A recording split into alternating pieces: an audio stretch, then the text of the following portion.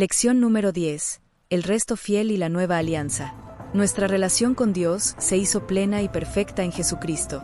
Antecedentes. Recordando los jalones de la historia de la salvación, diremos que tras el cuarto de ellos, integrado por los profetas y sus mensajes, el pueblo de Israel cayó en un periodo que a los ojos del mundo se antojaba gris, falto de pujanza y de personajes relevantes, salvo la brevísima etapa de los macabeos, Judas y sus 4 hermanos, hijos de Matatías, cuyo liderazgo desembocó en la estirpe real y sacerdotal de los asmoneos. Su cada vez más triste actuación vino a culminar en la usurpación del trono por parte del extranjero idumeo Herodes el Grande, apoyado por la que sería la opresora dominación romana. Esta dominación tuvo el cuidado de conservar por un tiempo ciertas apariencias de autonomía mal disimulada y de nadie creída. Las predicciones y sus causas. Toda esta decadencia material y política tuvo su origen en la decadencia moral y espiritual, las que fueron duramente reprochadas por los últimos profetas, quienes al mismo tiempo anunciaron toda la desgracia futura de Israel. Escuchad, pueblos todos, atiende tierra y cuanto encierras. Sea testigo Yahvé contra vosotros, el Señor desde su santo templo, pues he aquí que Yahvé sale de su lugar, baja y huella las alturas de la tierra. Debajo de él los montes se derriten, y los valles se hienden, como la cera al fuego, como aguas que se precipitan por una pendiente. Todo esto por el delito de Jacob, por los pecados de la casa de Israel. Mi 1,2-5. La ruina del pueblo escogido. En el quinto jalón de la historia de la salvación contemplamos la fidelidad de Dios a su alianza. Pese a las infidelidades que en masa cometió Israel, Yahvé es fiel a su promesa, y lo que entonces hace él es reservarse un resto, los que, aún dispersos, permanecen fieles. Con estos él cumplirá el día de la promesa. A este resto, se debe que la ira de Dios no arrase a Israel totalmente, como lo hizo con las ciudades malditas, obrando con inmensa misericordia. Ha quedado la hija de Sión como cobertizo en viña, como albergue en pepinar, como ciudad sitiada. De no habernos dejado Yahvé, Señor, un residuo minúsculo, como Sodoma seríamos, a Gomorra nos pareceríamos. Is 1,8-9. Dios se sirve de la voluntad de los hombres. En el año 586 a.C., Nabucodonosor, rey de Babilonia, realiza el castigo anunciado por los profetas, y tras sembrar la ruina, deporta al pueblo en masa hasta Babilonia, dejando solo a unos cuantos, el resto, anunciado por los profetas. Un resto humilde, modesto, en contradicción con la jactancia orgullosa de los pasados dirigentes de Israel, el pequeño resto fiel. Este modo Dios va a mantener su pacto hecho con Abraham y su descendencia. Aquel día no tendrás ya que avergonzarte de todos los delitos que cometiste contra mí, porque entonces quitaré yo de tu seno a tus alegres orgullosos, y no volverás a engreírte en mi santo monte. Yo dejaré en medio de ti un pueblo humilde y pobre, y en el nombre de Yahvé se cobijará el resto de Israel. No cometerán más injusticia, no dirán mentiras, y no más se encontrará en su boca lengua embustera. Se apacentarán y reposarán sin que nadie los turbe. So 3,11-13. Y siempre al lado del castigo, la esperanza, tal como procediera el Señor ante el pecado de Adán, ante la iniquidad que originó el diluvio, y ante tantas y tantas infidelidades de Israel, junto con el castigo ofrece la esperanza de rehabilitación que llegará con la regeneración que de sí mismo haga el pueblo. Aquel día se dirá a Jerusalén, no tengas miedo, Sión, no desmayen tus manos. Yahvé tu Dios está en medio de ti, un poderoso Salvador. Él exulta de gozo por ti, te renueva por su amor, danza por ti con gritos de júbilo, como en los días de fiesta. Yo quitaré de tu lado la desgracia, el oprobio que pesa sobre ti. So 3,16-18. Por amor, siempre por amor hasta darnos un Salvador. Pero este resto, al fin ya no será vacilante, ni se apartará de la alianza, y se apoyará en Yahvé con firmeza. Al fin entendieron una verdad tan vieja como el hombre sobre la tierra. Dios ama al hombre y por ese amor Dios ha determinado salvar al hombre, aun a pesar de la incomprensión de éste. Este amor se traduce ahora, al fin, en fe y de la fe pasa el hombre a la esperanza. En ella se encontrará en adelante el firme cimiento de su fidelidad a Dios y de su confianza en la promesa.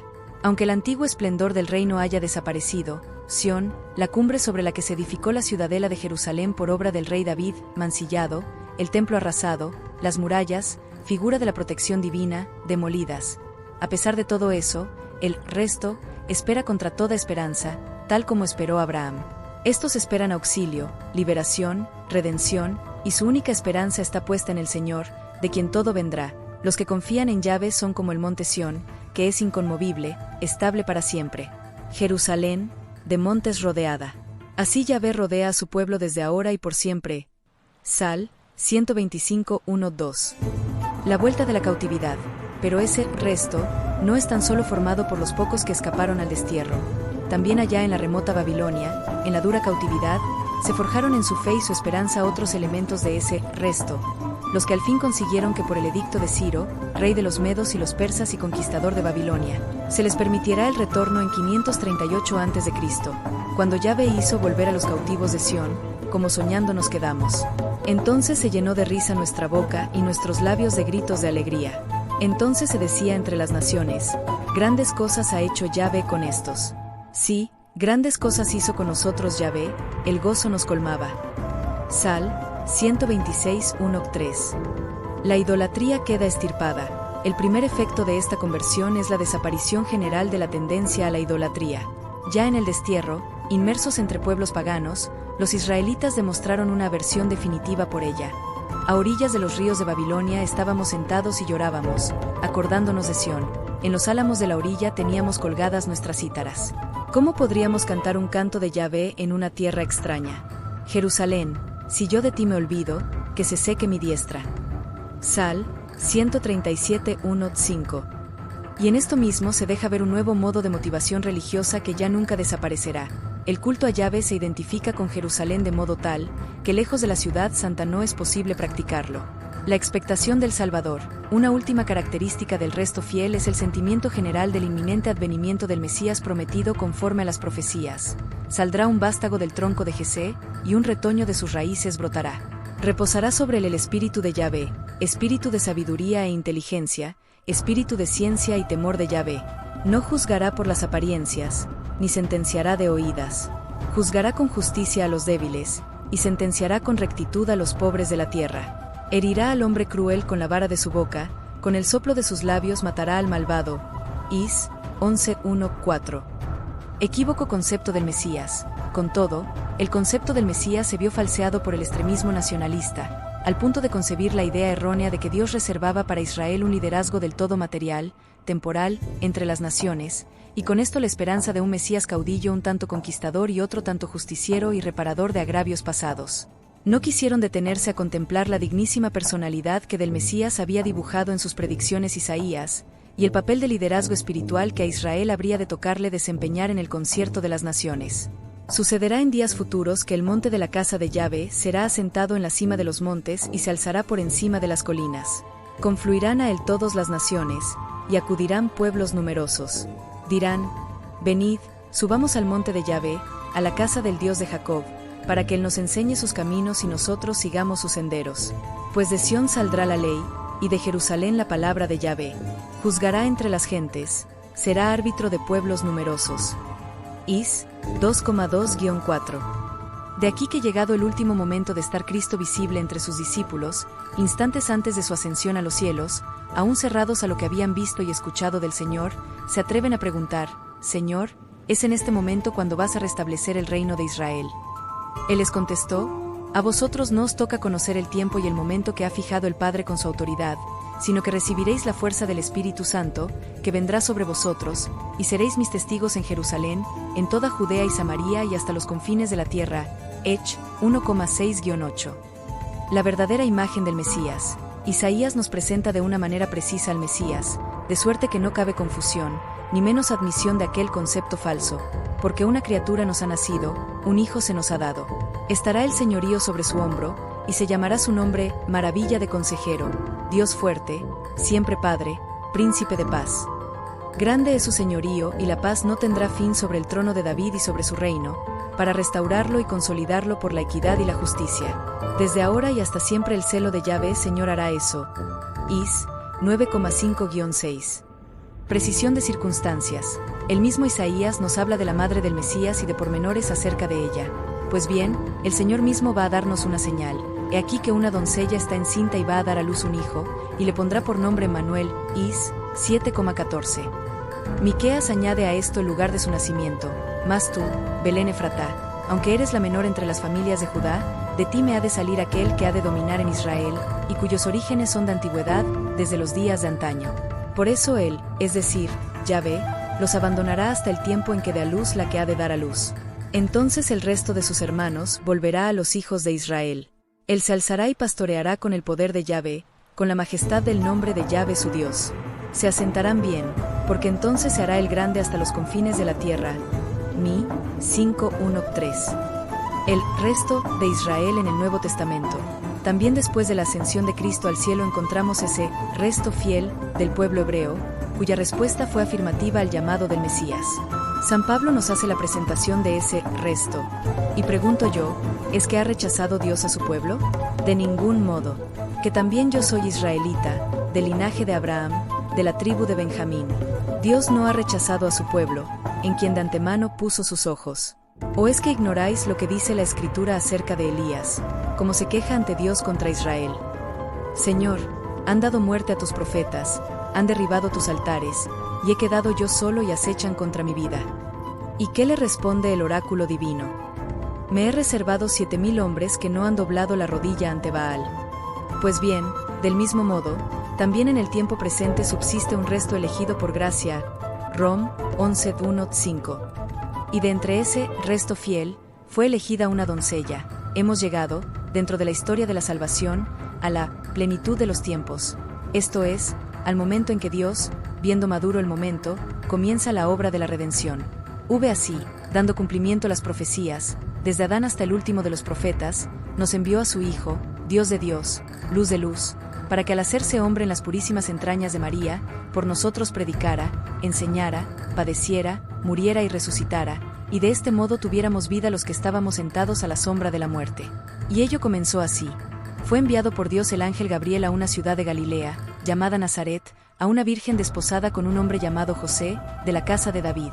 El nombre de la virgen era María, y entrando, le dijo: Alégrate, llena de gracia, el Señor está contigo. Lucas 1,26-28.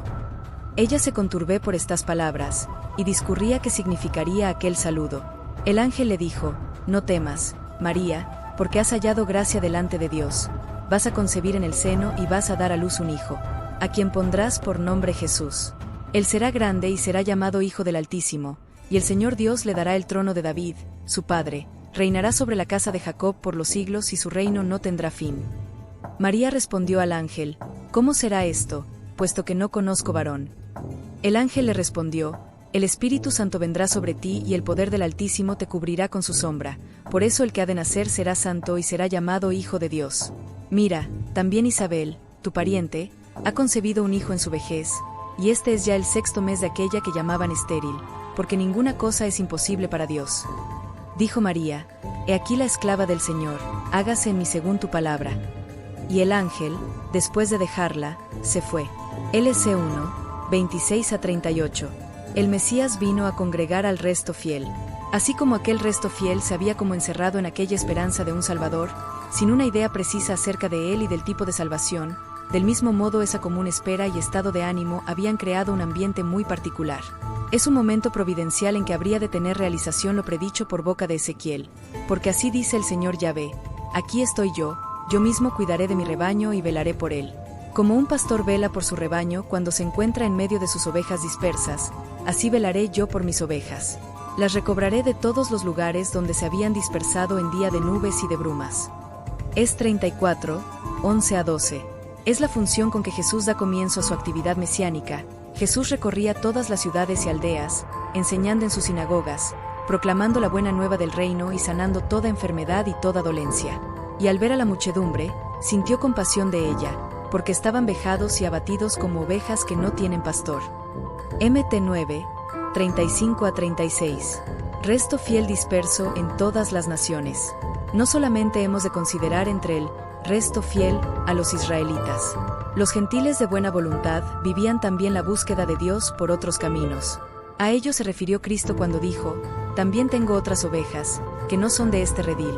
También a estas las tengo que conducir y escucharán mi voz, y habrá un solo rebaño, un solo pastor. JN 10, 16.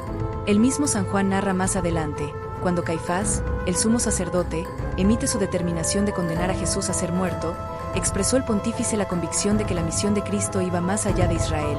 Esto no lo dijo por su propia cuenta, sino que, como era sumo sacerdote aquel año, profetizó que Jesús iba a morir por la nación, y no solo por la nación, sino también para reunir en uno a los hijos de Dios que estaban dispersos.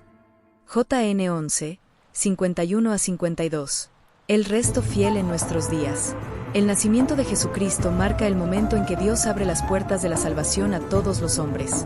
Así se cumple la promesa hecha a Abraham: en tu descendencia serán benditas todas las naciones de la tierra. Hoy, como entonces, hay ídolos de materialismo, de técnica, de goces, de riqueza y de egoísmo. Y también hoy hay un resto fiel que lucha por mantenerse fiel a Cristo, en espera de su segunda venida, la definitiva, cuando congregue de los 4 puntos cardinales a los hombres de buena voluntad. Entonces se realizarán sus palabras: Padre, los que tú me has dado, quiero que donde yo esté estén también conmigo, para que contemple mi gloria, la que me has dado, porque me has amado antes de la creación del mundo. JN 17, 24. Esa será la última y definitiva congregación de los que el pecado había dispersado desde la Torre de Babel. Esa será la definitiva reunión del resto fiel. Resumiendo, la decadencia moral y espiritual de Israel causaron su ruina total. En medio del desastre total y tras la deportación a Babilonia de casi todo el pueblo de Israel, Dios se reserva un resto fiel. Las acciones de los hombres en la historia humana son utilizadas por Dios para realizar la historia de la salvación. Ejemplo de ello es la deportación de Israel a Babilonia efectuada por Nabucodonosor. Para nuestro estímulo, con el castigo Dios combina la esperanza. El resto fiel fue preservado por Dios movido por amor, hasta la plenitud de los tiempos, en que ese resto se encontró con el Salvador. La deportación a Babilonia extirpó la idolatría para siempre de Israel, pues en general nunca más cayeron en ella. El ambiente general desde entonces fue de expectación, pues todos consideraban inminente la llegada del Mesías prometido. Desgraciadamente se quiso ver en el Mesías a un salvador material con cualidades de conquistador, político y vengador. La verdadera imagen del Mesías sería la de un hombre de gran prudencia, fuerte en Dios, amoroso, pacífico, sereno e incorruptible. El resto fiel fue con el tiempo la incipiente Iglesia de Jesucristo, y su figura más relevante fue la Santísima Virgen María. El resto fiel se extendió a todas las naciones y los gentiles llegaron a formar parte de él, hasta nuestros días. Reflexiones personales. ¿Adivino en el ambiente actual una decadencia como la de entonces? ¿Existe también hoy expectación y hambre de Dios? ¿Puedo yo influir en la historia con actos salvíficos? ¿Qué tan infectado me encuentro yo del ambiente nocivo y contrario a las máximas de mis principios cristianos? ¿Sé mirar en María Santísima mi modelo dentro del resto fiel? Resolución. Señor, quiero ser miembro constante de ese resto fiel, que también hoy vive en espera de su Señor. Dame gracia abundante para permanecer unido a ti hasta que vengas.